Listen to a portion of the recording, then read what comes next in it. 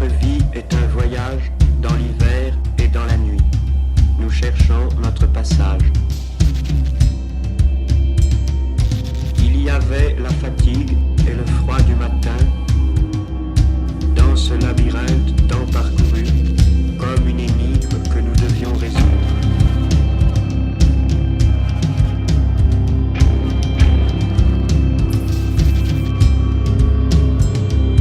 C'était une réalité en trompe-l'œil, à partir de laquelle il fallait découvrir la richesse possible de la réalité.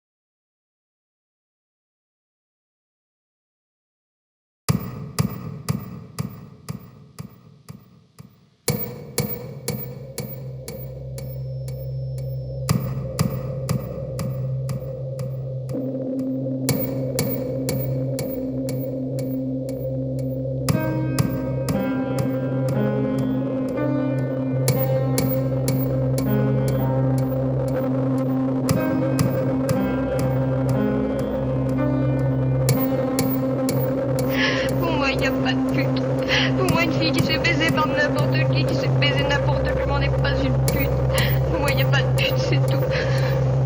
Tu peux sucer n'importe qui, te faire baiser par n'importe qui, tu n'es pas une pute. Il n'y a pas de but sur terre, putain, comprends-le. Et tu comprends certainement. Il y a que des cons, il y a que des sexes. Qu'est-ce que tu crois? C'est pas triste, hein? C'est super gai.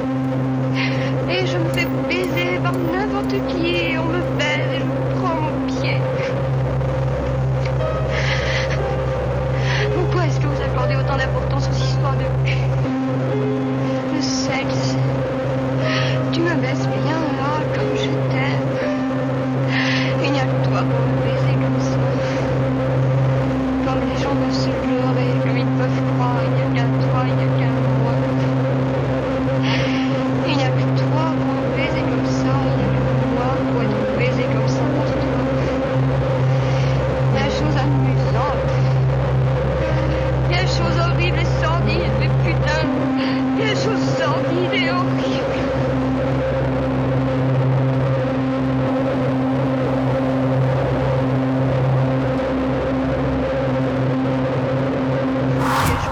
Piger une seule fois pour toutes que baiser c'est de la merde.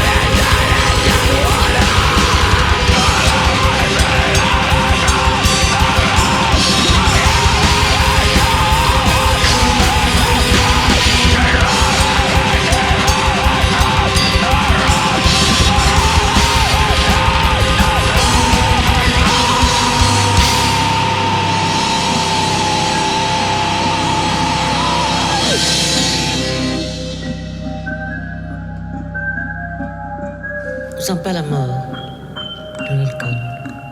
Et tout est comme si Dieu existait. C'est Dieu, l'alcool. Le monde est vide et voilà. Tout à coup, il y a Dieu.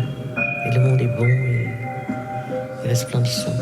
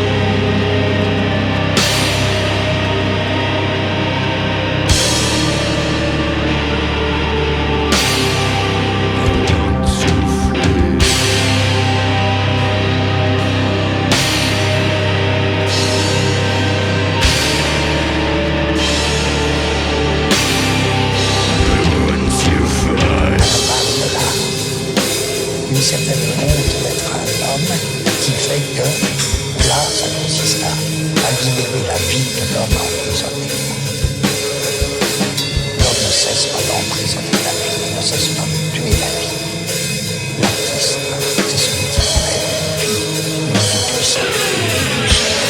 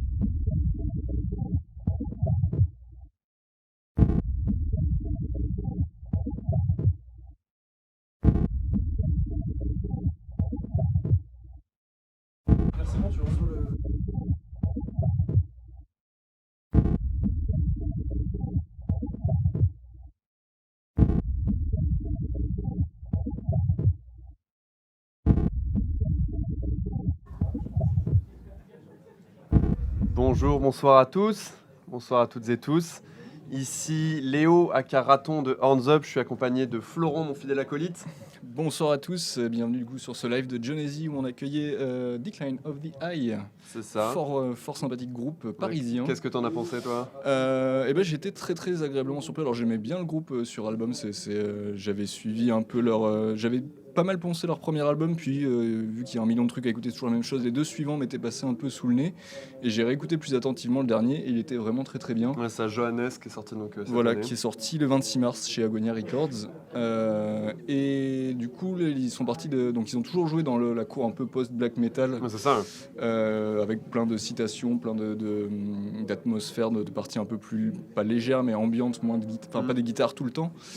Et toujours rechercher, aller au-delà du black, c'est le côté post-black, c'est-à-dire essayer de jouer avec les textures, de jouer aussi avec les inspirations et de mettre beaucoup de samples, du discours, des extraits, ce genre de choses. Voilà. Et donc là, ils ont gardé cette recette-là avec toujours beaucoup de samples, etc. sur le dernier album, mais il y a un côté un peu plus lourd, un peu plus grave, un peu plus pesant qui est plus presque, alors on touche quand même pas exactement à ça, mais plus post-core quasiment. Ouais, coup, exactement. Moi, ça me le parle. côté beaucoup plus mid-tempo. Voilà. De toute façon, c'est une question qu'on leur posera parce qu'on va recevoir donc, dans quelques minutes Judicaël, donc le cerveau du projet, ainsi que Clément, le chanteur. Voilà, exactement.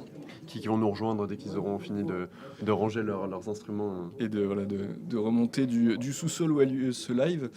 Et donc leur dernier album Johannes qui prend cette tournure qui moi me parle un peu plus, et du coup j'avais rattrapé un peu les deux autres albums précédents à côté desquels j'étais un peu passé, et je me retrouve pour le coup bien plus dans ce Johannes que c'est vrai que leur discographie, donc c'est 4 albums. Il y a une première trilogie dont on va vous en parler plus tard, une première trilogie qui est basée sur les travaux d'Henri Laborie.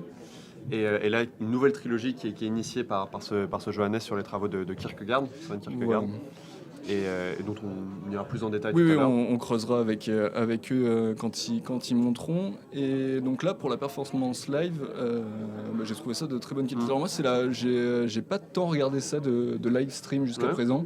C'est pas un format qui me... Enfin, je sais pas, moi, en concert, j'ai besoin de la sueur et voilà. Et on n'a pas des choses comme ça. Il y a les fourmis dans l'estomac. Exactement. C'est compliqué.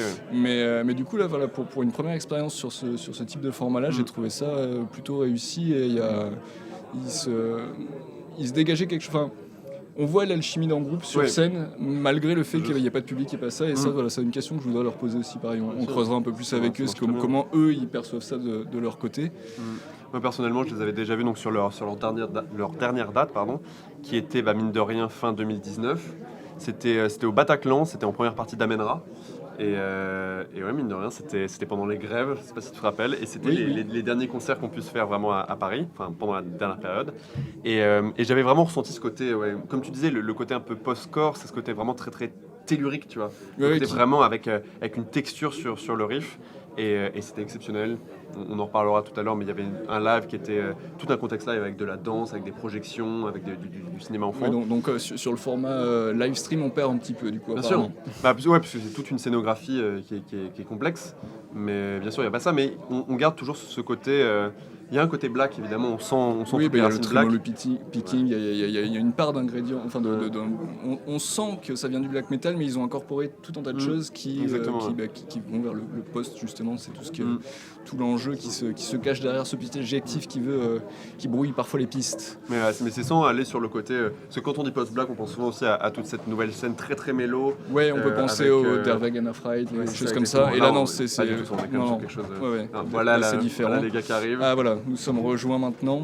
Bienvenue, rejoignez-nous. Bravo, merci. Déjà. Merci. Tout s'est bien passé ? Oui, ça va. C'est bien, drôle d'exercice. Très bien, c'était exactement notre première question justement. C'était votre premier concert en format live stream. Comment est-ce que ça s'est passé ? Qu'est-ce que par rapport à un concert où il y a interaction avec le public, les choses comme ça, qu'est-ce qui diffère de votre côté ? Quelles sont les émotions qui peuvent changer ? Alors déjà, c'est mieux que de faire un concert live devant pas grand monde. Là au moins les choses étaient posées. Attends, je suis désolé, t'as un petit truc dans... Alors, c'est moi, je vais essayer. Voilà, regarde, c'est bon. On est beaucoup comme c'était plus caché. Ok. Non, nous, je pense qu'on a réussi à recréer un truc ensemble, un peu de communion concert et tout ça, mais Ouais, il manquait un peu quelque chose, donc on a essayé de recréer une sorte de remplir l'espace, quoi.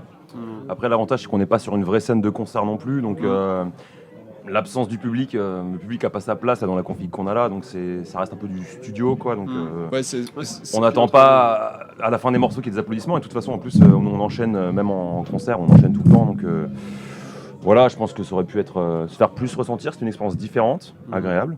Mais non, c'était bien, il n'y a pas eu de petits moments voilà, on s'est dit ah putain, ça fait chier, il n'y a pas de. C'était plus qu'une répète filmée, il y avait une ouais, texture en c'est plus. ça. Non, oui, là vraiment, il y a, ne serait-ce que par l'installation qui a été faite par Jonesy, on sent qu'il y a un cadre vraiment particulier. Oui, on a vu la différence d'intensité qu'on a pu mettre. Entre les filages qu'on a pu faire un peu avant, on a fait strictement la même chose, mais sans être filmé. Et la fois où, cette fois, on savait que c'était pour de bon, je pense qu'il y a quand même quelque chose qui s'est passé. Un besoin vraiment de s'immerger dans l'ambiance des morceaux, quoi. D'ailleurs, on vous a même pas présenté, pardon. Est-ce que vous pouvez vous présenter rapidement ? Alors, donc moi c'est Aka, puisque on va jouer le jeu des pseudos. Très bien sûr. Toi, c'est SI. Tu dis pas ce que tu fais. Je fais la guitare et le chant, enfin, je fais des trucs. Donc moi, SI, donc chant, uniquement chant. Très bien. Ok, merci. On aurait dû commencer par ça, mais c'est pas grave. C'est vrai, mais peut-être c'est vrai que tous ceux qui nous suivent ne sont peut-être pas ultra fans et prêts à vous reconnaître au premier coup d'œil. En tout cas, merci d'être là. On voulait aussi aborder le fait que Decline of the Eye, ça a commencé comme un projet solo, ça a commencé donc comme ton projet. Maintenant, vous avez adopté la forme de groupe. En quoi un live de Decline of the Eye diffère d'un live que tu pouvais faire avec tes autres groupes, donc Merrimack ou Overchrist par exemple? Alors effectivement, c'est vrai que ce serait intéressant d'avoir le point de vue de quelqu'un qui n'est pas là au tout début. Moi, il y a vraiment une expérience très intéressante qui, à la base, est du côté vraiment de l'intime, puisque c'est vraiment un projet solo, quelque chose que je faisais dans ma chambre tout seul, et d'essayer d'être raccord avec ce qui me traversait à ce moment-là, sans savoir du tout que ça allait être quelque chose qui allait s'étirer dans le temps. Et encore bien loin de moi l'idée de faire du live. Ça fait 10 ans à peu près que tu as créé le projet ? En fait, plus, parce que le premier album est sorti en 2012. Mais en fait, les premières compositions datent de 2006 en fait. Donc là, on commence à être, ça fait 15 ans, et finalement, ça fait que 2 ans que ce truc était, un peu quelque chose de très, pour moi, refermé, a pu s'ouvrir, en live. Donc d'abord de former une équipe. J'avais déjà des musiciens sur les albums, mais vraiment de faire du live, ça change complètement le rapport à l'autre. Et là, vraiment, d'avoir ces trucs-là que je portais vraiment en moi de façon vraiment très personnelle, de quelque chose qui est plutôt de quelque chose que j'avais besoin c'est un peu le marronnier de toute création, de rejeter parce que je ne savais pas trop quoi en faire en moi-même. Et finalement, de le partager et presque d'avoir comme des coéquipiers de mes névroses, c'est vraiment intéressant, et ça m'a donné vraiment un gage de respect, de partage, et quelque chose que je n'imaginais pas en fait à l'avance. Okay. Quand j'ai commencé à me dire je vais faire du live, c'était plus quelle est l'étape suivante, mais sans savoir ce que ça allait m'apporter en tout cas. D'accord. Merci. Du coup, pour revenir sur ce côté équipe et partage de Névrose, tu es arrivé dans le groupe assez récemment, SI, et comment est-ce que ça s'est passé, et qu'est-ce que ça fait de rejoindre un projet qui existe déjà depuis un petit paquet d'années, et comment est-ce qu'on peut y apporter sa patte, comment est-ce que tu trouves ta place tout bêtement dans ce projet? C'est passé vraiment facilement, tout est très, très instinctif, c'est assez facile de suivre le cap décidé par Aka. Et puis même au niveau des autres membres du groupe, tout c'est vraiment tout a collé, ça s'est fait vraiment de façon naturelle. Et tout est très agréable dans la façon dont ça s'est passé. Et moi, de base, ce qu'il avait fait de son côté, la première trilogie qu'il avait fait en solo avec d'autres musiciens, me plaisait complètement. Donc j'étais très intéressé par le fait de rejoindre ce projet et ravi de pouvoir y mettre ma patte, quoi. Ok, merci. De toute façon, la configuration live de Decline of the Eye, elle a toujours été assez complète. Je me rappelle, je vous ai du coup vu sur la dernière date, sur celle au Bataclan, en première partie d'Amenra.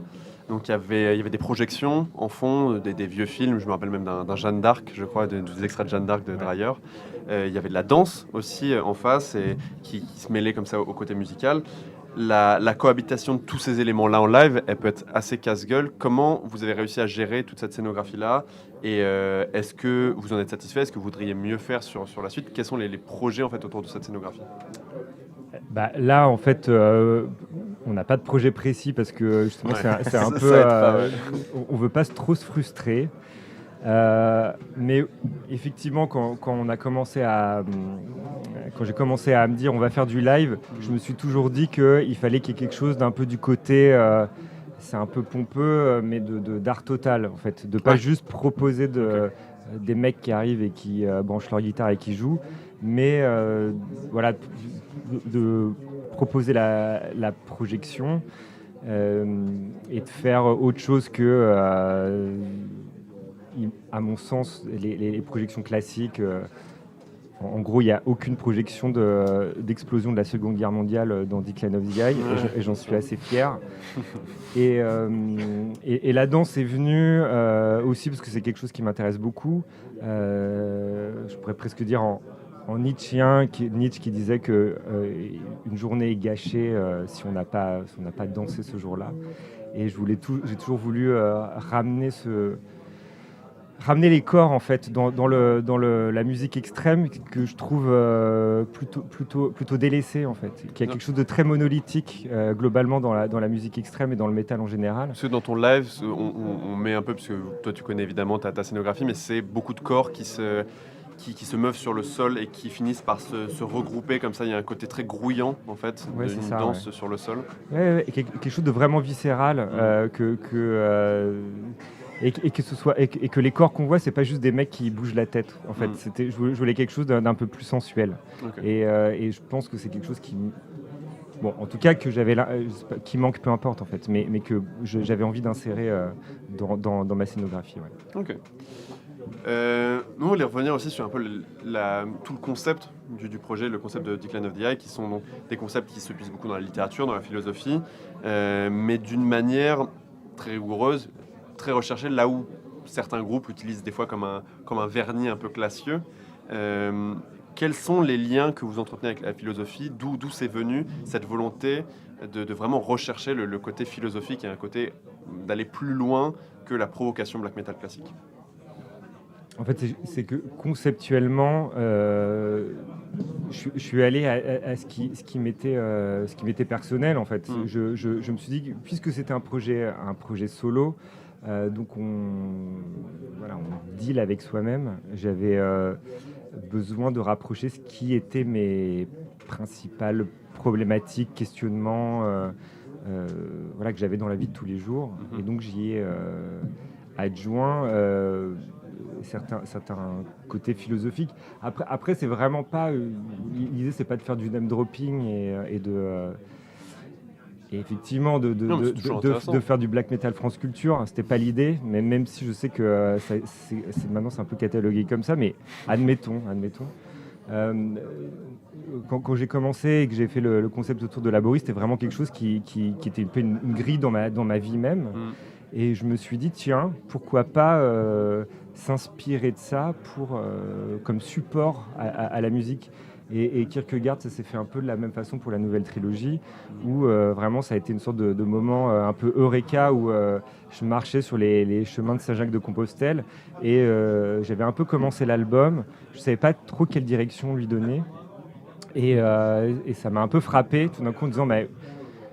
évidemment, je vais faire une trilogie sur les 3 stades de l'esprit chez Kierkegaard. est revenu donc le format de la trilogie qui finalement me plaît bien d'avoir quelque chose d'assez libre, mais quand même avec une contrainte, c'est-à-dire d'avoir une vision, disons à moyen terme, qui n'est pas juste on fait un album et après on ne sait pas, et d'essayer de m'inspirer de ce que ça peut me renvoyer. Okay. Et pardon, toi, si tu arrives à t'identifier à peut-être que tu viens pas de la philosophie, ou peut-être que tu n'as pas forcément une raison particulière. Non, mais après, moi, j'ai quand même besoin de savoir ce que je dis, tout simplement. Enfin, de comprendre en tout cas ce que je dis. Et je trouve que les concepts que Jude aborde sont hyper intéressants. Déjà, avant de partir sur la trilogie basée sur le travail de Kierkegaard, j'avais quand même pas mal posé de questions au moment de rejoindre le groupe sur ce qu'avait fait Laborie. Je m'étais aussi renseigné de mon côté. Parce que voilà, j'ai besoin de me sentir investi, mêlé à ça, de comprendre. Et puis oui, travailler avec quelqu'un comme Aka, je crois que j'ai ton prénom tout à l'heure. Bon, mais c'est hyper enrichissant, quoi. Donc moi je viens pas du tout. Bon, je fais une formation littéraire, mais plus linguiste que philosophique. Donc c'est hyper très enrichissant. Et je me renseigne. Je vais pas aussi loin que le capitaine du navire, mais il a lu, j'en témoigne. Quel effort. La question, tu as en partie répondu, mais du coup je vais élargir un poil plus par rapport au groupe black metal plus traditionnel, les Merrimack, les choses comme ça dans lesquelles tu joues aussi. Qu'est-ce que t'apporte Decline of the Eye par rapport à ces groupes-là, et inversement, qu'est-ce que Merrimack, etc. peuvent t'apporter par rapport à Decline of the Eye? Il y a vraiment plusieurs plans en fait. C'est que Decline of the Eye, il y avait une sorte d'urgence, enfin de nécessité à le faire, de la même façon que avant Decline of the Eye, j'avais un autre projet solo qui s'appelait Love Lies Bleeding. J'ai toujours eu besoin vraiment depuis le milieu des années 90, j'ai toujours eu besoin d'avoir mon projet où je suis justement capitaine de navire. Et après, ça m'a toujours intéressé aussi d'intégrer des collectifs, parce que voilà, un groupe, c'est vraiment une espèce de rencontre plus ou moins heureuse de différentes individualités qui essayent de faire quelque chose ensemble. Et c'est pour ça que j'ai eu des périodes où j'ai intégré vraiment beaucoup de groupes, parce que justement, j'y ai trouvé à chaque fois quelque chose de différent. Et surtout, j'ai eu des rôles vraiment différents. Il y a des groupes où j'étais typiquement Order of Apollyon, où j'étais vraiment exécutant. C'est-à-dire qu'à part 2-3 variations, je reproduisais les lignes de basse qu'on me demandait de faire. En fait, il y a vraiment eu un spectre où, par exemple, dans Malkabre ou Sectarisme, c'était pas mes riffs, mais je faisais mes propres parties de basse. Merrimack, où je compose, mais les autres composent aussi. Et clairement, par exemple, là, c'est vraiment intéressant ce qui arrive dans Merrimack, c'est que les dynamiques de composition s'inversent en ce moment, et je suis très content d'être face à d'autres forces vives, et je me nourris de ça en fait. C'est-à-dire que à la fin, je vais faire une sorte de prisme, et à la fin, tout ça va me nourrir pour ma musique plus personnelle, que ce soit Decline of the Eye ou pendant un moment quand je faisais Waiting for My End ou d'autres choses qui me sont vraiment plus personnelles. Je me nourris de ça. Je sais que par exemple, même si j'ai collaboré vraiment que sur un album, le moment où j'ai bossé dans Diabsikir avec Damien, vraiment ça a été très formateur. Enfin, je pense que je porte encore la trace d'une façon ou d'une autre, pas forcément très consciente, de mon passage dans Diabsikir, et très certainement tous les autres groupes dans lesquels j'ai joué. En fait, c'est ça, j'ai besoin de me nourrir. Une somme d'expérience qui fait aujourd'hui. C'est ça, ouais. Okay. Tout à fait. D'accord. Dans une interview, tu as dit que la musique est pour toi un langage qui se suffit à lui-même. Et nous, ce sur quoi on voulait revenir, c'est que... Bon, j'aimerais bien avoir d'ailleurs votre avis à tous les deux là-dessus. Dans Decline of the Eye, il y a beaucoup de samples, beaucoup de citations qui se noient un peu dans cette masse sonore. Il y a un côté très très mûr de son, et qui des fois même peuvent créer une opacité en fait pour accéder au concept. Est-ce que tu penses que avec ce procédé-là, accéder aux clés en fait de compréhension des concepts devient pas un petit peu compliqué, et que du coup l'accession au discours profond en fait à ce niveau-là, comment le faire, comment réussir à être compréhensible en fait dans les deux expressions, musicale et aussi philosophique et littéraire? Alors justement, et je suis très content que tu parles d'opacité, parce que je pense, en fait, moi j'ai toujours, et pour repartir de la citation que tu as dite, que justement la musique, pour moi, c'est le langage supérieur. C'est vraiment ce qui flirte avec la métaphysique, c'est une sorte c'est le langage au-delà du langage. Néanmoins, je m'attache, et pour moi, c'est presque des choses qui peuvent m'inspirer à partir de concepts, mais la musique n'est pas au service des concepts, c'est les concepts qui sont au service de la musique. En fait, s'il y avait un but dans tout ça, ça serait peut-être de dire que peut-être qu'il y a des idées complexes, mais en fait, on s'en fout. C'est-à-dire que je pourrais formuler comme ça que finalement, le langage essaye de faire comprendre une idée, mais disons que la musique telle que je l'envisage peut faire sentir une idée, en fait. Okay. Et peu importe si on n'a pas la référence, peu importe si on n'a pas compris le sample, on n'a pas compris... en fait, c'est... Il y a un côté traduction, c'est-à-dire que ta musique doit traduire aussi les idées, comme si c'était un autre langage. Ouais, traduire, c'est un peu trop systématique. C'est-à-dire que ça remettrait à mettre les choses en parallèle. Et je pense que c'est pas absolument parallèle. Il y a vraiment quelque chose d'au-delà, en fait, d'au-delà du langage, dans lequel s'immisce la musique, qui pour moi le plus grand moyen de communication, de lien entre les êtres. Et les concepts vraiment sont au service de la musique. Et ça, okay. c'est vraiment l'anti-musique de film, si tu veux, où la musique, dans les musiques de film, est au service d'un propos visuel ou d'une narration. Là, je renverse le truc vraiment. Et peu importe si on ne comprend pas, par exemple, les samples, je n'utilise que des samples qui musicalement m'intéressent. Okay. Les idées peuvent être belles, mais vraiment, si j'avais une idée très belle que j'entendais, mais si le mec les prononce avec une voix de merde, eh ben, je ne prendrais pas ce sample, parce que je ne trouvais pas musical. D'accord, je comprends. Est-ce que, par exemple, toi, SI, par rapport à ça, est-ce que tu aurais l'impression que quelqu'un passe à côté de la musique s'il ne comprenait pas ce que tu disais ? Non, parce que comme il l'a dit, on n'est pas obligé de tout cerner, en fait. Je pense que la musique, chacun interprète un petit peu comme il veut, et on peut avoir, je pense que ça vous est aussi arrivé, d'écouter un album, de ne pas comprendre tout à fait le concept, mais de le toucher un peu, de comprendre juste... Même sans comprendre, juste ressentir, en fait. Ressentir ce qui est dégagé, sans même le comprendre complètement. Et c'est ce qui donne l'intérêt, en fait, sur un album, quand on sent qu'il y a quelque chose de profond, quelque chose de mystérieux qui se passe. Et on a envie d'aller vers ça, mais on n'a pas besoin de le comprendre complètement pour le ressentir et l'apprécier, quoi. Après, la façon dont on le fait, c'est-à-dire que moi, je ne me suis pas posé vraiment toutes ces questions. C'est une sorte de coup de poker que je fais quand je compose, en me disant voilà, peut-être que ça va être c'est la problématique de l'émetteur et du récepteur. Moi, j'envoie quelque chose et après on verra si mon propos est mais ton signal, s'il est brouillé entre les deux.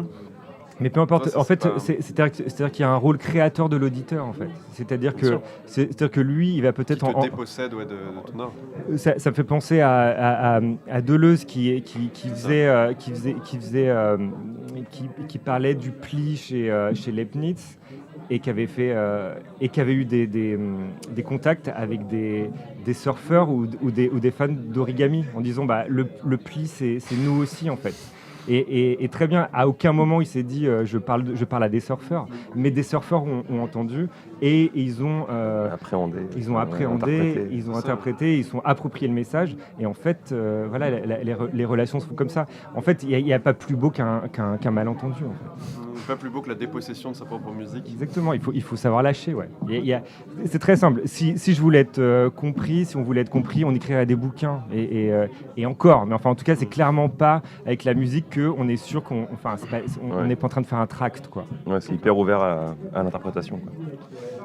Alors là, on va s'attaquer à quelque chose justement où tous les concepts, etc. Donc revenir rapidement sur les 3 premiers albums, puis parler un petit peu du dernier. Donc les 3 premiers s'inspiraient des thèses de Henri Laborit sur les 3 réactions fondamentales que l'être humain a face à l'agression. La nouvelle trilogie part sur la théorie de l'existence, donc comme tu disais, de Kierkegaard, avec donc les 3 phases de l'existence. Et ce premier album, Johannes, si j'ai bien compris, parle du premier stade de l'existence qui est l'esthétique et qui serait basé sur la jouissance seule. Est-ce que tu peux un petit peu détailler, parce que comme ça a l'air nébuleux et peut-être un peu austère. C'est vrai que nous, on n'est pas forcément... Pour moi, Henri Laborit, c'était le nom du CHU de Poitiers, parce que j'ai fait mes études à Poitiers. C'est le seul... Je savais pas. Mais du coup, tu sais qui c'est maintenant. Maintenant, je sais qui c'est. Au moins, ça a aidé. Alors, le stade esthétique, c'est il faut savoir que c'est les stades chez Kierkegaard, c'est pas un stade c'est pas une succession chronologique. C'est-à-dire qu'on est en permanence entre les 3 états. Et le stade esthétique, c'est celui de l'instant présent, celui du l'image un peu. C'est le dandy. C'est celui qui ne vit que pour le présent, la jouissance, la nuit, l'individualité aussi. Et l'apparence. Ouais, l'apparence, exactement. Le poseur, finalement, maintenant. C'est le poseur, ouais. Exactement. On a fait un album de poseur, en fait. Et ce moment, disons que l'espèce de sentiment que j'essaye d'aborder, c'est celui où on se rend compte que cette vie de jouissance est un peu vaine. Okay. C'est exactement... Bon, c'est assez autobiographique en fait. J'ai passé la quarantaine et clairement, les choses sont moins facilement jouissives. On paye un peu plus les pots cassés des jouissances passées. Et les questions se posent plus de ne pas vivre son existence que sur le plaisir. Et en fait, c'est vraiment ces questions-là. En fait. En tout cas, c'est comme ça que moi je reçois les questions envoyées par Kierkegaard. Et pour ça que l'autre stade, c'est plus le stade dit éthique. C'est le moment des responsabilités, le moment de la durée, le moment de la loi, le moment où on ne fait pas les choses que parce qu'elles nous font plaisir, mais aussi parce qu'on sent que c'est bien de les faire. Et voilà, en fait, c'est cette progression qui peut... encore une fois, en fait, je me suis retrouvé à faire ça aussi parce que je me pose moi-même ces questions-là sur en fait, où va mon éternelle post-adolescence ? Il y a peut-être un moment où, en fait, il faut que ça cesse ou que ça se transforme. Okay. Est-ce que ce côté réflexif que nous, on a un peu senti comme une progression par rapport à Escape, donc, qui est le 3e album, un côté, en fait, une démarche peut-être plus aérienne, plus mystique par rapport aux 2 premiers, il y a beaucoup plus un côté... très très terreux, très tellurique à ce niveau-là. Est-ce que c'est lié au concept qui poursuit cette espèce de fibre spirituelle ou plutôt un peu d'auto-réflexion ? Alors c'est très intéressant parce que je me le suis pas du tout figuré comme ça et t'es pas du tout le premier à me dire exactement plus ou moins, enfin voilà, plus ou moins la même chose. Ça veut dire que je fais bien mon travail. Ouais. Moi je me l'étais pas figuré comme ça quand j'ai composé et effectivement on me renvoie beaucoup ce truc un peu plus lumineux, un peu plus aérien. Non, c'est assez inconscient, mais du coup, c'est assez, c'est raccord. Mais nous, on l'a raccordé en fait au côté que Laborit, il y avait un côté plus scientifique, plus empirique peut-être. Et par exemple, ces rébellions, moi, sur lesquelles je reviens toujours, et qui a vraiment ce côté crasseux, ce côté vraiment très très proche du sol, alors que sur Escape et sur Johannes, du coup, il y a un côté beaucoup plus élevé. Oui, c'est vrai. C'est avec le côté esthétique, quoi, vraiment esthétique, flamboyant, voilà, on est plus vers du. Ouais, mais ça n'a pas été aussi pensé en fait. Oui, ça n'a pas été prémédité. C'est le résultat qui s'est fait, c'est vraiment, qui s'est imposé, quoi. En fait, j'avais vraiment eu l'impression de faire une filiation vraiment directe et même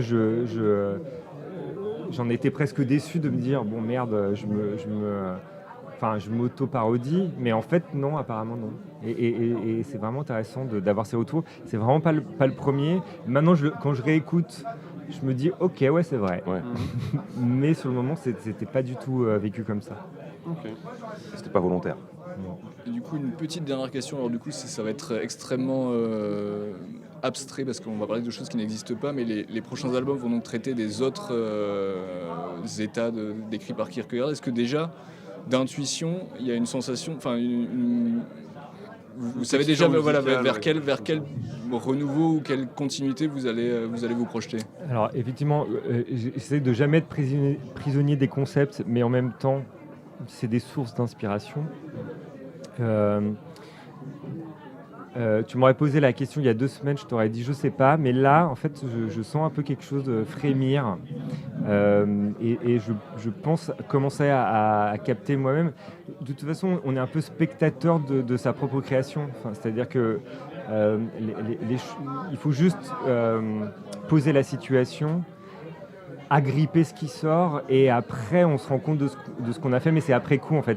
Il n'y a pas vraiment de volontarisme créateur.